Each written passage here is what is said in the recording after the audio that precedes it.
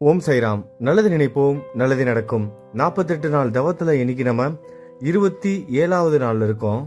நேற்றைய பதிவு உங்க எல்லாருக்கும் ஞாபகம் இருக்கும்னு நினைக்கிறேன். ஒரு அரசனாக இருந்தவன் வழி தவறி நடந்ததால அவன் சாபத்துக்கு உள்ளாகி ஒரு அரக்கனாக இந்த பிறவியில இருக்கான்.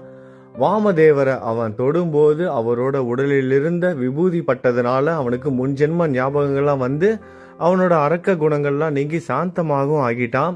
வாமதேவர் அவங்ககிட்ட எல்லாம் விளக்கமாக சொன்னார். விபூதி உன் மேலே பட்டதுனால தான் உனக்கு இப்படிப்பட்ட மாற்றம் வந்தது. உன்னோட அரக்க குணம்லாம் நீங்கி சாந்தமான குணத்தை நீ பெற்ற. அது மட்டும் இல்லாமல் உன்னோட பூர்வ ஜென்ம ஞாபகங்கள் வந்ததுக்கான காரணமும் விபூதி உன் மேலே பட்டது தான் அப்படின்னு உதாரணத்துக்கு ஒரு கதையும் சொன்னார். இது எல்லாத்தையும் பொறுமையாகவும் ஆர்வத்தோடையும் கேட்ட அந்த அரக்கன் அந்த முனிவர் வாமதேவர் முனிவரோட காலில் விழுந்து வணங்கி வேண்டி கேட்டுக்கிறான்.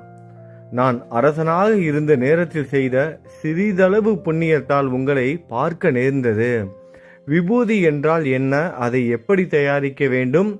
எப்படி உடலில் பூசிக்கொள்ள வேண்டும் அப்படின்னு கேட்குறான். தயவு செய்து இதை சொல்லுங்க.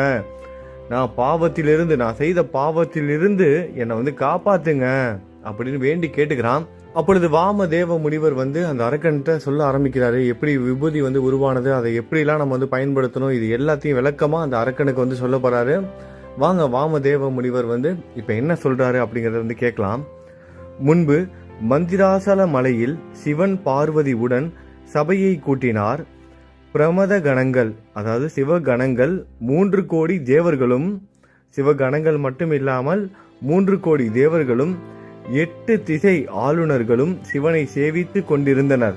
அந்த சபையில் கந்தர்வரர்கள், கேசர்கள், நாகப்பாம்புகள், பண்டிதர்கள், கிம்புருஷர்கள், சித்தர்கள், சாதுக்கள், வசிஷ்டர், விஸ்வாமித்திரர், நாரதர், பிரகஸ்பதி, பித்ருகணங்கள், ஊர்வசி, ரம்பை, மேனகா, 7 மாதாக்கள், மகாகாணர், மகாநீலர், நந்தீஸ்வரர், மணிபத்திரர், வீரபத்திரர், பிரிங்கிரிகேடர், பூதநாதர் ஆகியோர்கள் இருந்தார்கள்.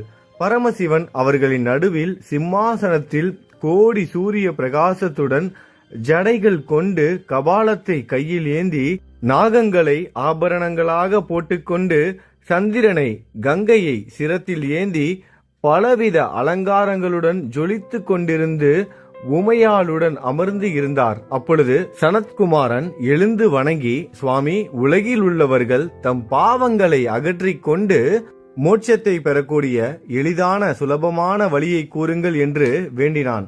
சுலபமாக மோட்சத்தை தரக்கூடிய விபூதியை 3 கோடுகளாக நெற்றியில் இடுவது, அதை எப்படி செய்து நெற்றியில் இட வேண்டும் என கூறுகிறேன். காய்ந்த பசு சாணம் எடுத்து அதனுடன் ஹோமம் செய்து அந்த சாம்பலை எடுத்து வேதங்களில் கூறப்பட்ட அக்னிரித்யா என்ற மந்திரத்தை சொல்லி நெற்றியில் இட வேண்டும். முதலில் நடுவிரல், மோதிர விரலால் கீழும் மேலும் பட்டைகளை தீட்ட வேண்டும். பிறகு கட்டை விரலால் நடுப்பட்டை தீட்ட வேண்டும். இப்படி தீட்டும் பொழுது திரயாயுக்ஷம் ஜமதக்னே என்ற மந்திரத்தை கூற வேண்டும். இந்த 3 பட்டைகளும் கண் புருவங்களை தாண்டக்கூடாது. முதல் பட்டையானது அகாரம், கார்கபத்திய அக்னி, பூதத்துவம், ரஜோகுணம், ருக்வேதம் எனப்படும். பிரம்மா அதன் தேவதை. இரண்டாவது உகாரம், தட்சண அக்னி, ஆகாச தத்துவம், யஜூர்வேதம், தமோகுணம் எனப்படும். விஷ்ணு அதன் தேவதை. மூன்றாவது மகாரம், அகவதி அக்னி, வாயு தத்துவம், சத்வகுணம், சாமவேதம் எனப்படும். ஈசன் அதன் தேவதை. இப்படி விபூதியை இட்டால் முக்தி கிடைக்கும். ஆகையால் எல்லா இன மக்களும் இதை இட்டுக் கொள்ளலாம். இதனால் எல்லா பாவங்களும் நீங்கி புண்ணியம் கிடைக்கும். விபூதியை இடுவதற்கு மேல் கூறிய விதிகள் தெரியாதவர்கள் நல்லா கேட்டுக்கோங்க. விபூதியை இடுவதற்கு மேல் கூறிய விதிகள் தெரியாதவர்கள் பக்தியுடனும் சிரத்தையுடனும் செய்தால் எல்லா பாவங்களும் நீங்கி புண்ணியம் கிடைக்கும். இந்த விபூதி இதெல்லாம் பயன்படுத்தும் போது இந்த மாதிரியான மந்திரங்கள் தெரியல, எப்படி இடணும் தெரியலன்னு இருந்தா கூட பரவாயில்ல. யாரா இருந்தாலும் சரி, முழு பக்தியோட அந்த விபூதியை பயன்படுத்தினாலே போதும்னு சொல்லியிருக்காங்க. இதை எல்லாரும் தெரிஞ்சுக்கணும். ஏன்னா எல்லாருக்கும் எல்லா மந்திரமும் தெரிஞ்சிடாது. இன்னைக்கு மந்திரங்கிற பேர்ல வேற வேற ஏதோ மந்திரம்லாம் இன்னைக்கு நடமாடிட்டு இருக்கு, நம்ம எல்லாருக்கும் தெரியும். வேதங்கள், இந்த குருவோட அவதாரம்ங்கிறதே எதுக்காக நிகழ்ந்ததுன்னா வேதங்கள் வந்து அழியாம பாத்துக்கிறதுக்காக தான் ஒவ்வொரு குருமார்களும் தோன்றுனாங்க. 4 வேதங்களை தான் போதிச்சாங்க. அதுல இருக்கிற மந்திரங்களை தான் பக்தர்களுக்கு உபதேசித்தாங்க.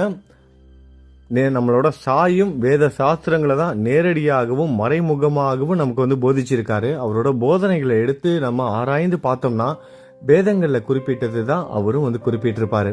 அவருக்கான மந்திரங்கள்னு எதுவுமே கிடையாது. ஆனா பக்தியோட அவரோட விபூதியை, அந்த உதியை நம்ம பயன்படுத்தினோம்னா நமக்கு பலன் கிடைக்கும், அதாவது புண்ணியம் வந்து சேரும். மீண்டும் ஒரு முறை சொல்லிக்கிறேன். இப்ப ரொம்ப டீட்டெயிலா சொல்லியிருந்தாங்க. விபூதியை வந்து இந்த விரலால இங்கே இடணும், அந்த விரலால அங்கே இடணும், 3 கோடுகள் இடணும், அப்புறம் வந்து அந்த மந்திரங்கள் சொல்லணும். இதெல்லாம் வந்து நிறைய பேருக்கு வந்து தெரியாது, உண்மைதான். ஆனா அதுக்கான மாற்று வழியையும் சொல்லியிருக்காங்க பாருங்க. விபூதியை இடுவதற்கு மேல் கூறிய விதிகள் தெரியாதவர்கள் பக்தியுடனும் சிரத்தையுடனும் செய்தால் எல்லா பாவங்களும் நீங்கி புண்ணியம் கிடைக்கும். மேலும் புண்ணிய நதிகளில் நீராடிய பலன் கிடைக்கும். வியாதிகள் நீங்கி எல்லா செல்வமும் பெற்று நீண்ட ஆயுளுடன் வாழ்ந்து முக்தி அடைந்து புண்ணிய லோகத்தை அடைவார்கள் என்று கூறினார். வாமதேவர் இது எல்லாத்தையும் யார்கிட்ட சொன்னாரு? அரக்கன் கிட்ட சொன்னாரு. விபூதி மகிமையை சொல்லி சிறிது விபூதி எடுத்து மந்திரித்து அவன் கையில் இட்டார். அரக்கன் அதை தன் நெற்றியில் 3 கோடுகளாக இட்டு அதன் மகிமையினால் அரக்க ரூபத்திலிருந்து விடுபட்டு நல்ல உடலை பெற்று சொர்க்கலோகத்திற்கு சென்று விட்டான். வாமதேவன் அந்த ஈசனின் அவதாரம். மனித குலத்தை தீய வழிகளிலிருந்து காப்பாற்றி மோட்சத்தை தரக்கூடிய விபூதியின் மகிமையை மக்களுக்கு கூறிக்கொண்டு உலகத்தில் திரிகிறார். முன்பு இதை சூத மகாமுனிவர், சவுனகர் முதலிய மகரிஷிகளும் கூறினார்கள் என்றார். திருவிக்கிரம பாரதி குரு கூறிய விபூதி மகிமையை கேட்டு ஆனந்த பரவசத்துடன் குருவை வணங்கி ஆசிரமத்திற்கு சென்று விட்டார். இதோட இந்த பதிவு முடியுது. நாளைக்கு மேலும் நாமதாரகன் சித்தமுனிவர்கிட்ட என்ன கேட்டாரு, சித்தமுனிவர் என்ன சொன்னாரு அப்படிங்கிறத நம்ம எல்லாரும் நாமதாரகனாக இருந்து இந்த குரு சரித்திரம் என்ற அற்புதமான குருவோட மகிமைகளை நம்ம எல்லாரும் கேட்க போறோம். அப்புறம் நிறைய நண்பர்கள் குரு சரித்திரம் தொடர்ந்து கேட்டுட்டு இருக்கவங்க நிறைய பேர் சொல்றது என்னன்னா, நிறைய மாற்றம் வந்திருக்கு எனக்குள்ள அப்படின்னு கமெண்ட் பாக்ஸ்லாம் படிக்கும்போது தெரிஞ்சுக்க முடியுது. நிறைய பேர் ஒவ்வொரு வீடியோக்களையும் கமெண்ட் பாக்ஸ் வந்து சொல்றாங்க, நம்பிக்கையா இருக்கு, மனசு ரொம்ப லேஸ் ஆகுது.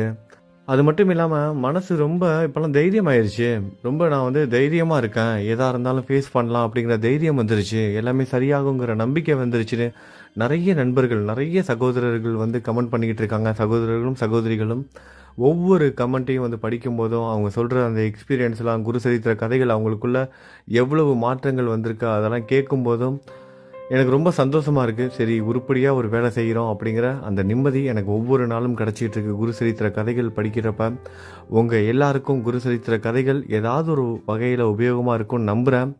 உங்களுக்கு உபயோகமாக இருக்கிறதா, உங்களுக்கு பிடிச்சிருக்கா அப்படிங்கிறத முடிஞ்சால் இந்த வீடியோக்குள்ளே இருக்க கமெண்ட் பாக்ஸில் கமெண்ட் பண்ணுங்கள். நான் படித்து தெரிஞ்சுக்கிறேன், சந்தோஷமும் படுவேன். நாளைக்கு பதிவில் சந்திக்கலாம். நல்லது நினைப்போம், நல்லது நடக்கும். ஓம் சாய்ராம்.